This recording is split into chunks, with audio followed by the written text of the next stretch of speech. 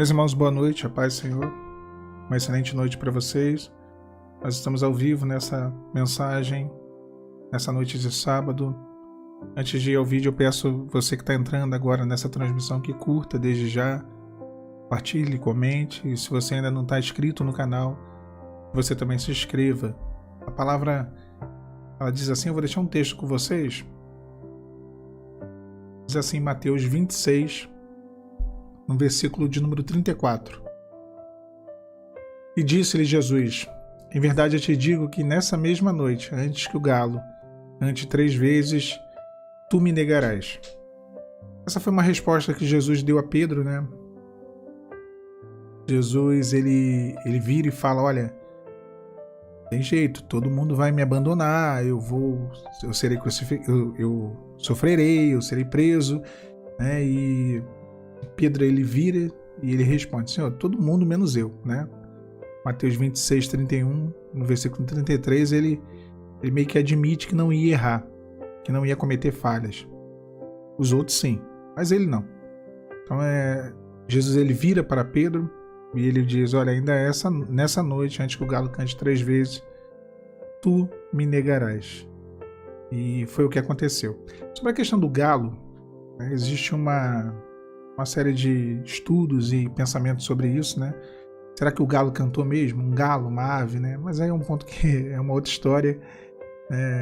A lei judaica, ela não permitia a criação de aves dentro da Cidade Santa, né? Então, por conta disso, acredita-se, né? Pensa-se que esse canto do galo refere-se à troca das guardas, né, dos soldados romanos, que era chamado de canto do galo, né? Horário de 3 horas da manhã, onde era feita a troca da guarda romana nas fortalezas. Mas esse é um outro ponto. A questão é que Pedro era um homem muito intenso. E era um homem dono de uma autoconfiança, de um orgulho, de, sabe, uma razão muito forte. Era o super Pedro. É normal, né? Normal. O ser humano, nós somos assim também, né? Temos essa questão. E fato era que ele, diante daquele cenário onde Jesus fala que ele seria preso, que uma situação estava para acontecer, ele fala: eu não vou te abandonar, eu não vou, eu vou continuar. Pedro não conhecia a sua estrutura, com certeza ele não conhecia. Ele pensava ter uma estrutura que não tinha, ter uma força que não tinha, e foi necessário ele negar Jesus. Ele negou 3 vezes ao Senhor. Nós sabemos, depois Jesus é preso e é levado ao julgamento, ao sinédrio ali. Primeiro é levado para ser, né, castigado, bofeteado, e depois Pedro nega durante aquele período. E quem nunca negou Jesus? Essa é a pergunta, e é uma pergunta simples. Todo mundo já negou. Quem não negou ou acha que não negou vai negar, porque negamos no passado. Infelizmente, ao longo da nossa vida, nós negamos o Senhor constantemente. E isso também é necessário. É a quebra de uma autodependência, né, de uma autoconfiança, de uma falta de dependência em Deus, na verdade. É o fracasso do super, né? Pedro orgulhoso, e esse orgulho que atingia a sua espiritualidade, a sua comunhão, né? Ele se achava muito espiritual. Todos pecam, menos eu, né? Então, foi um fracasso. Foi o fracasso dessa visão que Pedro tinha acerca de si mesmo. E quando Deus nos faz passar por situações extremas, né?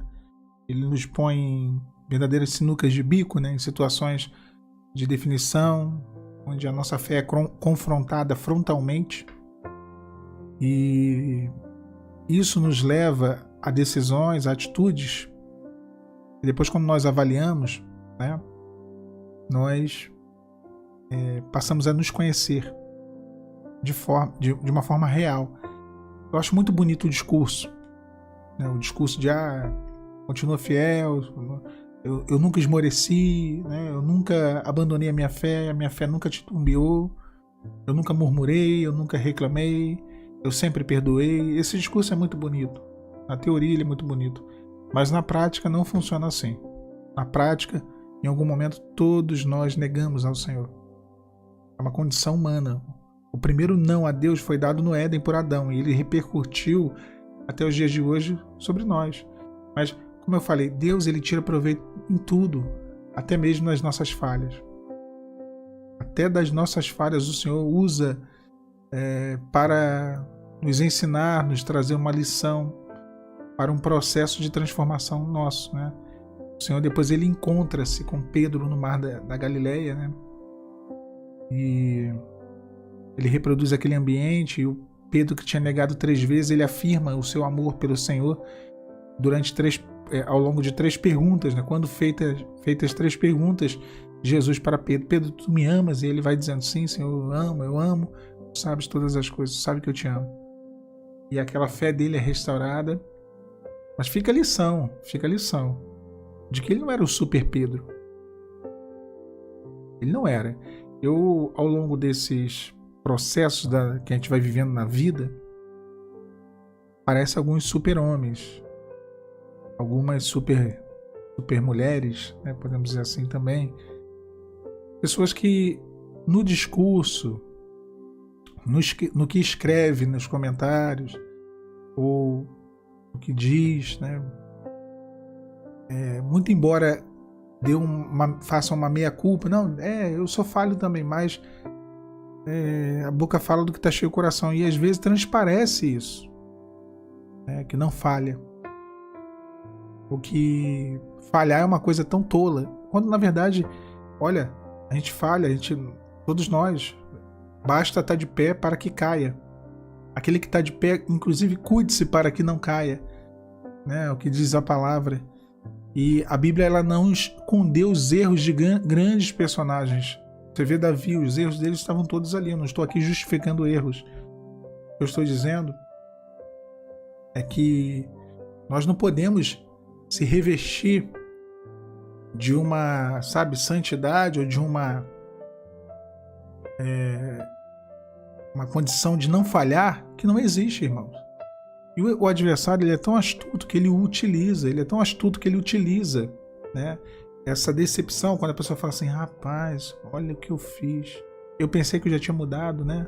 Voltei a fazer aquilo que eu não fazia, ou fiz aquilo que eu pensei que nunca ia fazer. O inimigo ele vai tentar usar essas coisas para poder nos envergonhar. Mas olha, deixando de lado as falhas, os erros e as negações, Pedro viveu uma grande experiência e se transformou em um grande servo. Um servo guiado pelo Espírito Santo de Deus, cheio do mesmo, né? E quando ele pensou que não negaria Jesus, ele negou. Quando ele não falou mais nada e foi preenchido pela presença de Deus nele, a vida dele foi uma vida assertiva, foi uma vida de vitórias e de comunhão. Eu dou sempre o exemplo de Moisés também, né? Quando ele pensou que ele estava pronto, ele matou o egípcio e fugiu para o deserto. Quando ele achou que não estava pronto, lá na frente, 40 anos depois que Deus fala com ele na sarça, Deus briga com ele e fala: rapaz, quem deu a língua ao homem? Não fui eu, o Senhor? Então é assim que Deus ele faz. Quando achamos que estamos prontos, está tudo certo, que nós estamos... Olha, Senhor, eu estou voando, eu estou na condição correta, não sei porque as coisas não estão acontecendo na minha vida, eu estou muito bem, né? Deus ele sabe realmente. Ele conhece realmente a nossa estrutura. E nessa noite de sábado, talvez você tenha ao longo do dia, né, se entristecido por entristecer ao Senhor. Mas nós temos um Deus longânimo que nos abençoa, nos perdoa e nos renova na sua presença. E nos dessedenta quando chegamos diante dele, ele nos dá a água da vida, que é a sua palavra. E isso nos fortalece. Isso nos faz ser forte quando estamos fracos. Isso nos faz ficar de pé quando estávamos prostrados, derrotados. E aí conseguimos continuar numa jornada. Jornada essa que é para a eternidade, irmãos. Com todas as bênçãos de Deus sobre nós aqui nesse mundo, porque ninguém está vivendo de escapismo, mas é para a eternidade. Então, prossiga. Pedro ele fez um caminho de fuga e Jesus foi até ele. Pela misericórdia, o reencontrou e disse: olha, Pedro, quando tu eras novo, tu cingias a ti mesmo, mas serás velho e outro te cingirá e te levará para lugares que você não desejas ir. E o Senhor, quando ele reina, ele Ele está sentado no trono do nosso coração. Ele muitas vezes nos conduz a lugares que nós não desejamos ir. Não é verdade? Essa é uma coisa que acontece demais. Senhor, eu queria ir para a direita e Deus está mandando ir para a esquerda. Senhor, eu não queria ir, o Senhor está mandando ir. Eu queria parar. Eu queria ir, o Senhor está mandando eu parar. Mas nós passamos a ser guiados pela provisão divina, pelo vento do Espírito Santo. E o vento é um segredo. Você sabe de onde vem o vento? Você sabe para onde vai o vento? Alguém conhece o caminho do vento?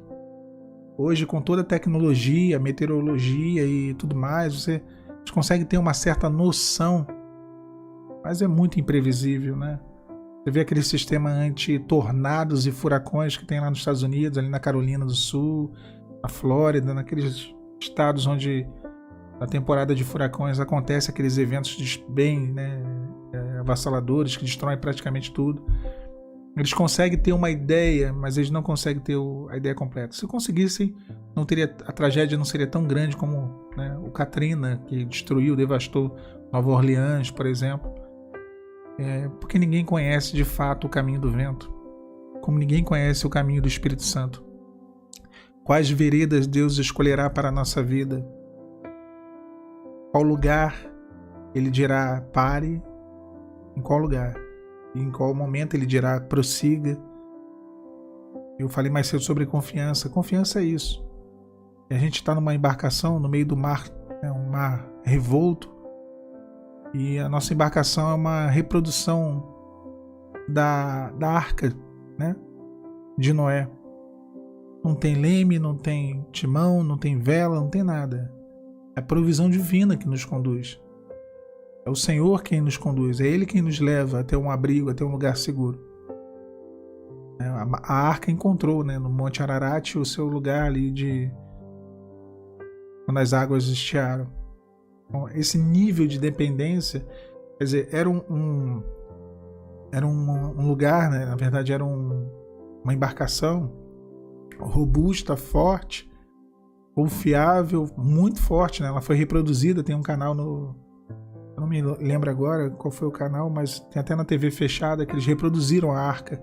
Uma coisa assim extremamente robusta, extremamente forte, mas totalmente dependente de Deus. Não é assim a nossa vida alicerçada na rocha?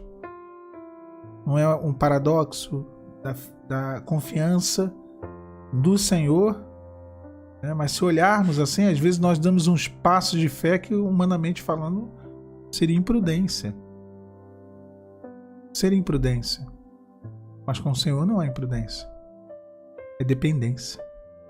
Que Deus ele venha te abençoar, meu irmão, minha irmã. Você está no caminho, tá? Tá ventando muito, muita tristeza, muita angústia, muita opressão, muitas lutas, muitas dificuldades, mas você está no caminho. Este é o caminho. Andai nele. Deus te abençoe nessa noite. A paz do Senhor Jesus.